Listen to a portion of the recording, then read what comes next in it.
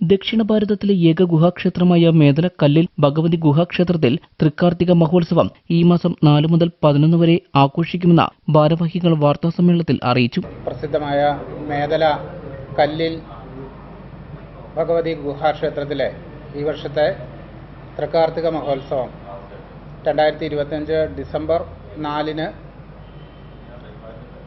ക്ഷേത്രം തന്ത്രി ബ്രഹ്മശ്രീ നെടുമ്പള്ളി തരണനല്ലൂർ സതീശൻ നമ്പൂതിരിപ്പാടിൻ്റെ നേതൃത്വത്തിൽ കൊടിയേറി 2025 ഡിസംബർ 11-ന് ആറാട്ടോടുകൂടി സമാപിക്കുകയാണ്. ക്ഷേത്രോത്സവത്തോടനുബന്ധിച്ച് വിവിധ കലാപരിപാടികളും പ്രസാദകൂട്ട്, വാദ്യമേളങ്ങൾ എന്നിങ്ങനെ വിവിധ പരിപാടികളോടുകൂടി ഭംഗിയായി നടത്തപ്പെടുകയാണ്. ഈ ക്ഷേത്രോത്സവത്തിലേക്ക് എല്ലാ ആളുകളുടെയും എല്ലാ ഭക്തജനങ്ങളുടെയും പങ്കാളിത്തം ക്ഷണിക്കുന്നു.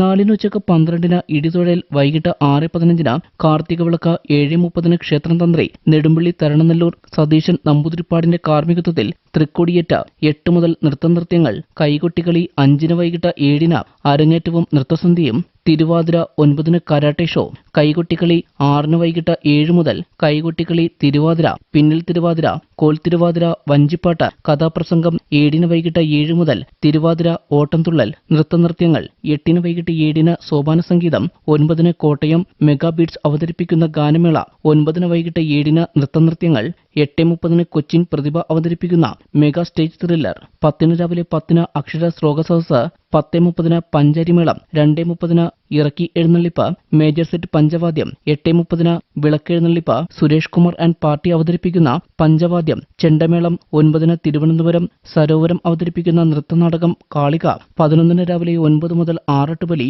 ആറാട്ടുപറ, 11-ന് കൊടിയിറക്കൽ, 12:30-ന് പ്രസാദകൂട്ട് എന്നിവയുമുണ്ടാകും. വിദേശത്തും സ്വദേശത്തുമുള്ള ഭക്തജനങ്ങൾ, ആയിരക്കണക്കിന് ഭക്തജനങ്ങൾ വരുന്ന ഒരു ക്ഷേത്രമാണ് കല്ലിൽ ഭഗവതി ക്ഷേത്രം. അവിടുത്തെ പ്രധാനപ്പെട്ട ഏറ്റവും ഈ ക്ഷേത്രത്തിന്റെ തുടക്കത്തിൽ തന്നെയുള്ള ഏറ്റവും പ്രധാനപ്പെട്ട വഴിപാടാണ്, നടക്കുന്ന ആചാരമാണ് ഇടിതൊഴൽ എന്ന് പറയുന്നത്. സാധാരണ ക്ഷേത്രത്തിലെ പൂജാരിയാണ് ക്ഷേത്രത്തിനകത്തെ പൂജ നടത്തുന്നതെങ്കിൽ ഇടിതൊഴൽ എന്നുള്ള വഴിപാട് മാരാനാണ് നടത്തുന്നത്.